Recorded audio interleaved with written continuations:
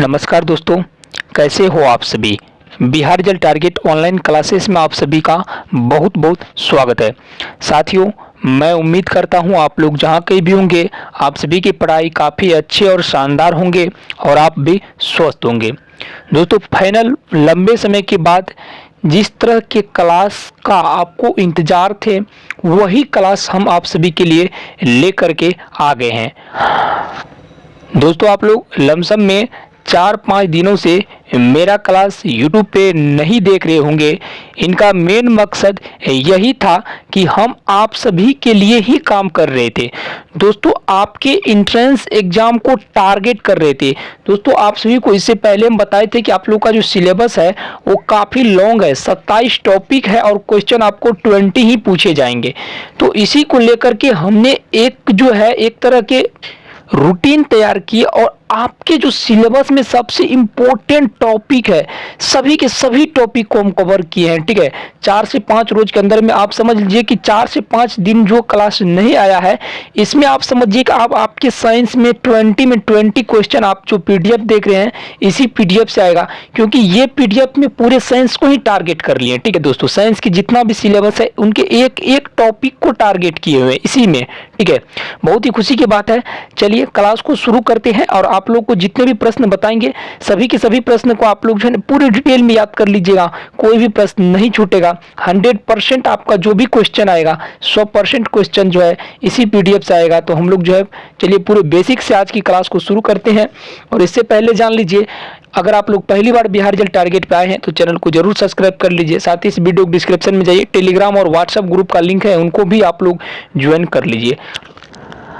चलिए दोस्तों, हम लोग लेंस से शुरू करते हैं और इनसे संबंधित जितने भी क्वेश्चन इंपॉर्टेंट होंगे A to Z क्वेश्चन को हम लोग क्लियर करते जाएंगे, ताकि हमारे एंट्रेंस एग्जाम में जो भी प्रश्न आएंगे इससे संबंधित कोई भी प्रश्न न छूटे।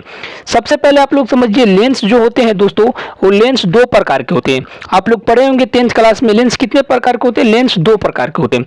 पहला तो आपका उत्तल होता है, दूसरा आपका होता है अवतल। ठीक है, तो ये 2 प्रकार के आपके लेंस हो गए। तो चलिए सबसे पहले इसके बारे में हम लोग जान लेते हैं, इसका उपयोग सबसे पहले जानते हैं। हमको जो सबसे ज़्यादा पूछेंगे क्वेश्चन हमारे एंट्रेंस एग्जाम में, वो सबसे ज़्यादा हमारे एंट्रेंस एग्जाम में उपयोग पूछेंगे। ठीक है, तो चलिए हम लोग उपयोग जान लेते हैं। सबसे पहले हम लोग दोस्तों अवतल लेंस का उपयोग जानेंगे, उसके बाद हम लोग उत्तल लेंस के उपयोग जानेंगे।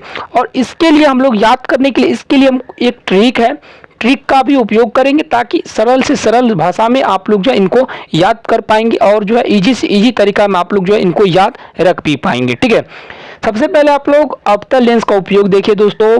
अवतल लेंस का उपयोग दोस्तों निकट दृष्टि दोष के निवारण के लिए किया जाता है। ठीक है दोस्तों, अवतल लेंस का उपयोग किसके लिए कहता है, निकट दृष्टि दोष के निवारण के लिए।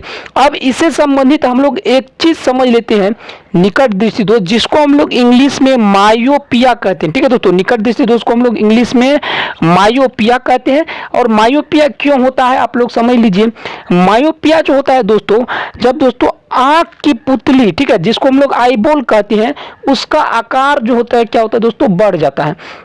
आईबॉल का आकार यानी पुतली का आकार जब बढ़ जाता है तो इसके बढ़ने से जो प्रतिबिंब होता है वो रेटिना से दोस्तों क्या होता है, ये मान के चलिए अगर रेटिना है, ठीक है, अगर ये रेटिना है तो इससे क्या होता है, प्रतिबिंब थोड़ा आगे बनता है। ठीक है, जब प्रतिबिंब थोड़ा आगे बनता है तो क्या होता है कि हमको दूर की वस्तु देखने में क्या होता है कि परेशानी होता है। ठीक है, और हम लोग क्या करते हैं कि निकट के वस्तु को ही अच्छी पूर्वक देख पाते हैं और दूर के वस्तु को हम लोग देख नहीं पाते हैं। और जब हम लोग अवतल लेंस के चश्मा का उपयोग करते हैं तब क्या होता है कि ये प्रतिबिंब क्या करता है कि हमको जो है ये प्रतिबिंब क्या करता है कि ये रेटिना पर बनने लगता है। तो रेटिना पर जब बनता है तो क्या होता है कि दोस्तों तब हम क्या करते हैं कि दूर के वस्तु को भी देख पाते हैं और निकट के वस्तु को भी हम लोग साफ साफ देख पाते हैं। तो एक तरह से यहाँ पे आपको 2 कॉन्सेप्ट क्लियर हो गया, निकट दृष्टि दोष क्यों होता है।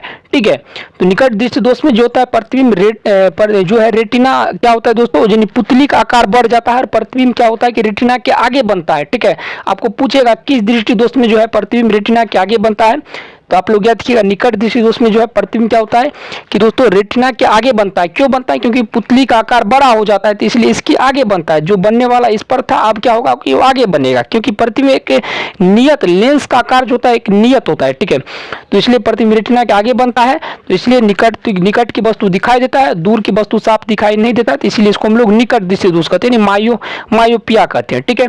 तो मायोपिया में अवतल लेंस का उपयोग किया जाता है। इसके लिए एक शानदार ट्रिक है, अवतल और उत्तल लेंस का उपयोग कहाँ कहाँ किया जाता है आपको हम पूरी डिटेल में बताएंगे। दूसरा जो आपका उपयोग है वो वाहन के हेडलाइट में किया जाता है। वाहन के हेडलाइट क्या होता है? वाहन जब आप लोग चलाते होंगे, ठीक है, तो आप लोग बहुत ऐसे स्टूडेंट है जो कंफ्यूज हो जाते हैं कि वाहन की हेडलाइट में, तो आप लोग समझते होंगे कि वाहन में तो उत्तल लेंस का उपयोग किया जाता है, लेकिन उत्तल लेंस का जो उपयोग किया जाता है दोस्तों, वो हम लोग जो आईना जो होता है, बाइक का आईना, ये सही देखने के लिए, वस्तु को देखने के लिए हम लोग अपने दृष्टि के लिए जो है साइड मिरर के रूप में जो है उत्तल लेंस का उपयोग करते हैं। लेकिन जो हेडलाइट होता है बाइक का, इसमें अवतल लेंस का उपयोग करते हैं, ठीक है। अवतल लेंस का क्या करते हैं हम लोग उपयोग करते हैं, क्योंकि इसका जो होता है दृष्टि क्षेत्र क्या होता है कि छोटा होता है, जिससे क्या करता है कि ये दूर तक जो है क्या करता है कि लाइट को दूर तक ये क्या करता है कि फोकस करता है, ठीक है, ठीक है। और उत्तल लेंस का जो होता है दोस्तों, उत्तल लेंस का जो होता है दृष्टि क्षेत्र बड़ा होता है और ये दूर तक के वस्तु का प्रतिबिंब एक छोटे आकार में बनाता है, ठीक है। तो ये इसका अंतर होता है। दूसरा जो यहाँ पे उपयोग है, आप लोग समझ के गाड़ी के हेडलाइट में भी क्या कहता है कि अवतल लेंस का उपयोग किया जाता है, ठीक है। अब अवतल लेंस का उपयोग दाढ़ी बनाने में किया जाता है, समझ रहे हैं। तो अवतल लेंस का उपयोग दाढ़ी बनाने में इसलिए किया जाता है क्योंकि दोस्तों जो दाढ़ी काटते हैं नाई, जो उसके लिए जो उसके आगे जो दोस्तों क्या होता है कि एक दर्पण लगा हुआ था।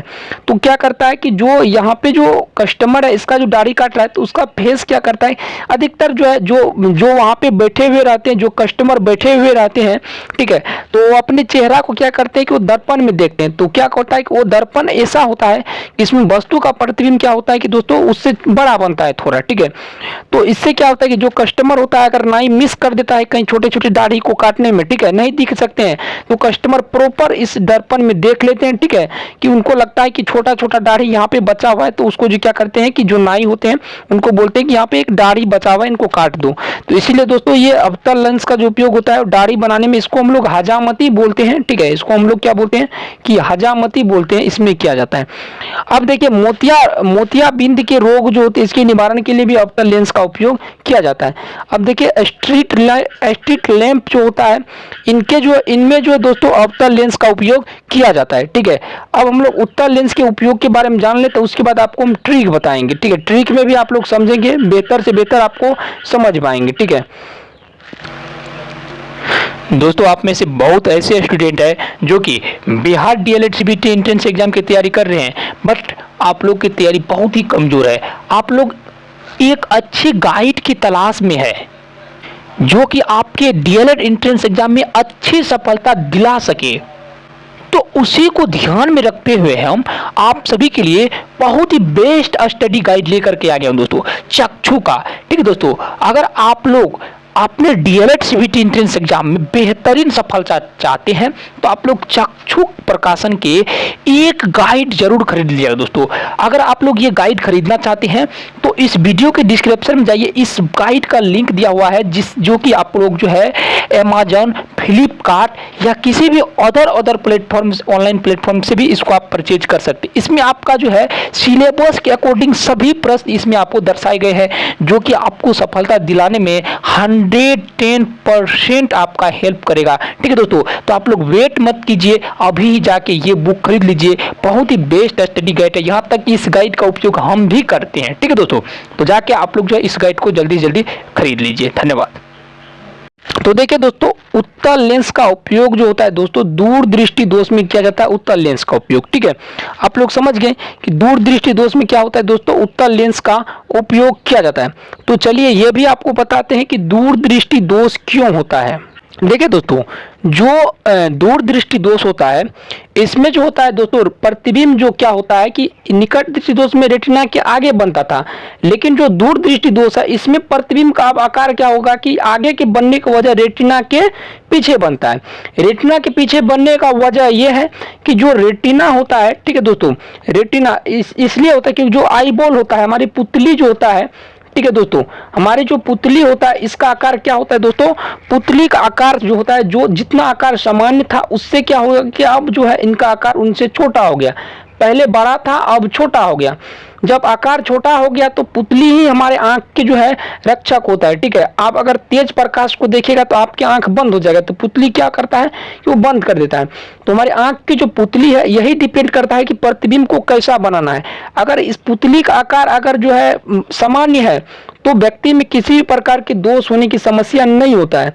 अगर पुतली के आकार सामान्य से अगर थोड़ा बड़ा हो जाए तो आपको जो है दोस्तों निकट दृष्टि दोष हो जाएगा। अगर आपको सामान्य से थोड़ा छोटा हो जाए तो आपको दूर दृष्टि दोष होगा। कंडीशन जान लीजिए, जब बड़ा होता है तो प्रतिबिंब क्या होता है कि आगे बनता है, और जब छोटा होता है तो प्रतिबिंब क्या होता है कि पीछे बनता है। पीछे बनता है तो दूर दृष्टि दोष, आगे बनता है तो निकट दृष्टि दोष। निकट दृष्टि दोष में निकट की वस्तु दिखाई देता है और दूर दृष्टि दोष में दूर की वस्तु दिखाई देता है। ठीक है, तो ये होता है इसका। इसको हम लोग दोस्तों इसको जो हम लोग दोस्तों हाइपरमेट्रोपिया कहते हैं। ठीक है, हाइपरमेट्रोपिया कहते हैं इसको हम लोग, दूर दृष्टि दोष को हाइपर ठीक है, हाइपरमेट्रोपिया के नाम से हम लोग इसको जानते हैं। ठीक है, दूर दृष्टि दोष को समझ गए आप लोग। इसमें जो होता है दोस्तों, इसमें उत्तल लेंस के चश्मे का उपयोग किया जाता है। ठीक है, उत्तल लेंस के चश्मे का हम लोग क्या करते हैं, उपयोग किया जाता है। अब आप लोग समझिए कि इस लेंस का चश्मे का जो है उपयोग क्यों किया जाता है, क्योंकि इसका जो लेंस का जो पावर होता है वो धनात्मक होता है। उत्तल लेंस का पावर क्या होता है कि धनात्मक होता है। ठीक है, और इसीलिए जो है खास तौर पे जो है क्या करता है कि ये जो हमारी पुतली के आकार को जो है ये समान रूप से क्या करते हैं कि समान रूप के तौर पे देखते हैं, और इससे क्या होता है कि प्रतिबिंब जो है समान बनता है, और इससे हम लोग क्या करते हैं कि दूर और निकट की वस्तु दोनों हमको स्पष्ट से दिखाई देने लगते हैं। ठीक है, अब आप लोग समझिए कि उत्तल लेंस का उपयोग दूरबीन में भी किया जाता है। ठीक है, दूसरी बात है कि उत्तल लेंस का उपयोग जो गाड़ी की पृष्ठदर्शी, जो आपको इससे पहले बताए थे कि बाइक में जो आईना लगा रहता है, आईना जिसको हम लोग बोलते हैं दर्पण, ठीक है, उसमें जो होता है दोस्तों यही लेंस का उपयोग किया जाता है। अब देखिए घड़ी में जो छोटे छोटे चीज के कल पुर्जों को देखने के लिए भी इसी का उपयोग किया जाता है। अब ज्योतिष द्वारा हस्त रेखा जो देखा जाता है उसमें भी इसी लेंस का उपयोग किया जाता है। प्रयोगशाला में उत्तल लेंस का उपयोग किया जाता है। सूक्ष्मदर्शी में उत्तल लेंस का उपयोग किया जाता है। वाहनों के बगल के शीशे यानी साइड मिरर जिसको हम लोग बोलते हैं, इसमें जो दोस्तों क्या होता है, यहाँ पे अवतल है। ठीक है, यहाँ पे उत्तल होगा। ठीक है, उत्तल लेंस का उपयोग किया जाता है। ठीक है, चलिए देखिए आप लोग अगर किसी को ये पैड वाला आप लोग को अगर पीडीएफ जो लेना चाहते हैं पैड वाला पीडीएफ, तो स्टूडेंट जो हमारे दिए गए नंबर है इन पर आप लोग कांटेक्ट कीजिए, आप लोग को ये पीडीएफ प्रोवाइड किया जाएगा। ठीक है, अब देखिए दोस्तों, अब आपको ट्रिक बाद में बताएंगे, उससे पहले आप लोग समझ लीजिए लेंस से संबंधित जो कुछ प्रश्न है, तभी हम लोग आगे बढ़ेंगे। देखिए दोस्तों, लेंस में मुख्य फोकस की संख्या 2 होता है। लेंस का ऐसा ही मात्रक डायोप्टर होता है। उत्तल लेंस का दृश्य क्षेत्र अधिक होता है और अवतल लेंस का दृश्य क्षेत्र कम होता है। उत्तल लेंस का जो पावर होता है वो धनात्मक होता है, और अवतल लेंस का जो पावर होता है वो ऋणात्मक होता है। ठीक है, ये चीज होता है। अब आप लोग समझ लीजिए कि जब आपको पूछेगा कि निकट दृष्टि, तो आप लोग जो है अ से लेकर के दोस्तों आप लोग जो है अ से लेकर के आप लोग जो है ह्रस्व दीर्घ ई ह्रस्व और दीर्घ उ तक जो है आप लोग लिख लीजिए। ठीक है, और निकट में क्या है दोस्तों, निकट में आपका क्या है, निकट में अ आता है, और दूर में क्या आता है दोस्तों, उ आता है। दूर में क्या होता है, उ आता है। तो आपको पूछेगा कि निकट दृष्टि दोष के लिए किस लेंस का चश्मे का उपयोग किया जाता है, तो अ से क्या होता है दोस्तों, तो अ से होता है अवतल। ठीक है दोस्तों, अ से होता है अवतल। और आपको पूछेगा अगर दूर दृष्टि दोष के लिए किस लेंस का उपयोग किया जाता है, तो उ से क्या होता है दोस्तों, उ से होता है दोस्तों उत्तल। तो आपको अब याद रहेंगे कि निकट के लिए निकट में सबसे अ है तो अ से अवतल लेंस होता है, और दूर के लिए दूर में सबसे उ है तो उ से क्या होता है कि उत्तल लेंस होता है। तो आपको याद रहेगा कि निकट दृष्टि दोष के लिए अवतल लेंस और दूर दृष्टि दोष के लिए उत्तल लेंस के चश्मे का उपयोग किया जाता है। बाकी लेंस में जो फोकस की संख्या होती है 2 होते हैं, ऐसा ही मात्रक डायोप्टर, और ये सभी चीज आप लोग याद कर लीजिए।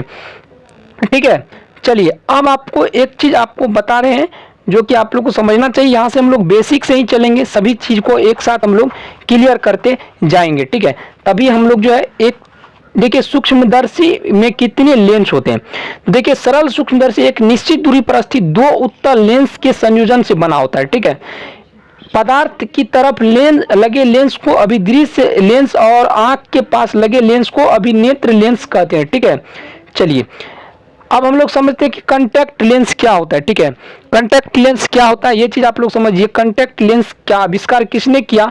ठीक है, ये आपको पूछ सकते हैं कॉन्टैक्ट लेंस का आविष्कार किसने किया, क्योंकि लेंस से संबंधित चैप्टर उसमें दिया गया है। तो देखिए कॉन्टैक्ट लेंस को हम लोग जो कॉन्टैक्ट नाम से लोकप्रिय है इसके हम लोग जानते हैं। ठीक है, तो कॉन्टैक्ट लेंस सामान्य आंख की कोर्निया, ठीक है, आंख की कोर्निया जिसको हम लोग स्वच्छ पटल पर रखे जाने वाला एक सुधारक और दोस्तों एक प्रसाधनीय या जो दोस्तों रोग उपचारक लेंस होता है। ठीक है, इसको 1560 ईस्वी में कॉन्टैक्ट लेंसों ने पहली कल्पना को समझाने और रेखांकित करने का श्रेय जो है दोस्तों श्रेय लियोनार्डो दा विंसी को जाता है। ठीक है, आपको याद रखना है कि कॉन्टैक्ट लेंस का आविष्कार किसने किया, तो देखिए दोस्तों लियोनार्डो दा विंसी को जाता है। ठीक है, चलिए अब हम लोग ज्यादा नहीं पढ़ेंगे, जो इंपॉर्टेंट है सभी को हम लोग क्लियर करेंगे। अब नेक्स्ट प्रश्न आप सभी का, भाप इंजन का आविष्कार किसने किया? दोस्तों भाप इंजन का आविष्कार जेम्स वाट ने किया था, आप लोग याद रखिएगा। नेक्स्ट प्रश्न है लेंस का आविष्कार किसने किया?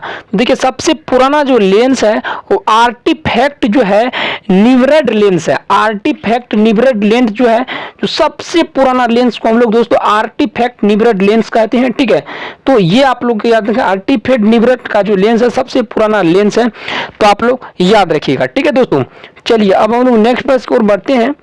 नेक्स्ट प्रश्न काफी इंपॉर्टेंट है, चलिए एक एक चीज को हम लोग क्लियर करते हैं। ठीक है, आप लोग को देखिए विभिन्न आपका जो सिलेबस है उसमें दिया गया कि विभिन्न माध्यमों में प्रकाश की चाल क्या होता है। ठीक है, विभिन्न माध्यमों में प्रकाश की चाल अलग अलग होते हैं। निर्वात में प्रकाश की चाल 1.0 होते हैं और वायु में प्रकाश की चाल जो होता अपवर्तनांक जो होते हैं वो 1.0003 होते हैं। जल का अपवर्तनांक जो होता है ये 1.03 होता है और जो कांच का अपवर्तनांक होता है वो 1.52 होता है। समझ लीजिए जिस माध्यम का अपवर्तनांक जितना कम होगा उसमें प्रकाश की चाल उतना ही अधिक होता है। ठीक है, तो देखिए दोस्तों निर्वात में प्रकाश की चाल क्या होता है, सबसे अधिक होता है। निर्वात का अपवर्तनांक जो होता है दोस्तों 1.0 होता है। निर्वात क्या बोलते हैं कि जहां किसी भी प्रकार की गैस मौजूद नहीं रहता है उसको हम लोग निर्वात कहते हैं। निर्वात वायुमंडल में नहीं है। ठीक है, निर्वात अंतरिक्ष में है, वायु उसी को हम लोग निर्वात बोलते हैं, जहां किसी भी प्रकार की बात का डर नहीं होता, न गैस न किसी प्रकार के वायु या कोई भी चीज उपस्थित नहीं है। इसलिए यहाँ पे प्रकाश की चाल 3 × 10⁸ मीटर प्रति सेकेंड होता है। ठीक है, ये चीज आप लोग समझिए। जल का अपवर्तनांक, तो यहाँ पे देखिए कांच में प्रकाश की चाल क्या होता है कि न्यूनतम होगा। ठीक है, कांच में प्रकाश की गति न्यूनतम क्योंकि इसका अपवर्तनांक सबसे अधिक होगा। कांच से थोड़ा अच्छा जल में होगा। वायु में प्रकाश की चाल इससे अधिक होगा। ठीक है, अब देखिए निर्वात के बाद जो प्रकाश की चाल वायु में सबसे अधिक होता है। ठीक है, याद रखिएगा आप लोग। ठीक है, अब चलिए नेक्स्ट प्रश्न को हम लोग बढ़ते हैं। नेक्स्ट प्रश्न आप लोग देखिए काफी इंपॉर्टेंट है। सल्फ्यूरिक अम्ल जो होता है दोस्तों, सल्फ्यूरिक अम्ल इसमें क्या होता है? ठीक है, सल्फ्यूरिक अम्ल क्या होता है? तो सल्फ्यूरिक अम्ल जो होता है डाई बेसिक होता है। सल्फ्यूरिक अम्ल क्या होता है? इसका राइट आंसर हो जाएगा आपका option number B, dibasic होता है। ठीक है, नेक्स्ट प्रश्न आप सभी का, अब देखिए कुछ अभी तो आपका शुरुआत ही है इसलिए आप लोग को इस तरह के प्रश्न बताएं। जल में तैरना न्यूटन गति के कौन सी नियम का न्यूटन की किस गति के कारण संभव है जल में तैरना? ठीक है, जल में तैरना न्यूटन के जो दोस्तों किस गति के नियम से जो है संभव है। ठीक है, तो आप लोग याद रखिए जल में जो तैरना होता है वो न्यूटन की जो है दोस्तों वो न्यूटन के तृतीय नियम पर आधारित है। ठीक है, ज्योति फ्लक्स का एसआई मात्रक ल्यूमेन होता है। ठीक है दोस्तों, आप लोग याद रखिए ज्योति फ्लक्स जो होता है इसका एसआई मात्रक क्या होता है? ल्यूमेन होता है। ठीक है, चलिए नेक्स्ट प्रश्न आप सभी के लिए काफी इंपॉर्टेंट है, देख लीजिए यहाँ पे कौन सी तरंगे शून्य में संचरित नहीं कर सकती है। ठीक है, कौन सी तरंगे जो दोस्तों शून्य में संचरण नहीं कर सकते हैं, तो वो ध्वनि की तरंगे हैं। काफी इंपॉर्टेंट प्रश्न है, एक एक चीज को आप लोग याद कर लीजिएगा। मानव आंख की रेटिना पर कैसा प्रतिबिंब बनता है? तो वास्तविक और उल्टा बनता है, याद रख लीजिएगा। चलिए नेक्स्ट प्रश्न आप सभी के लिए, आंख के लिए किस भाग द्वारा आंख में प्रवेश करने वाले प्रकाश को हम लोग नियंत्रित करते हैं? तो इसको हम लोग दोस्तों आइरिस, ठीक है दोस्तों, इसको हम लोग आइरिस या इसको हम लोग बोलते हैं दोस्तों पुतली।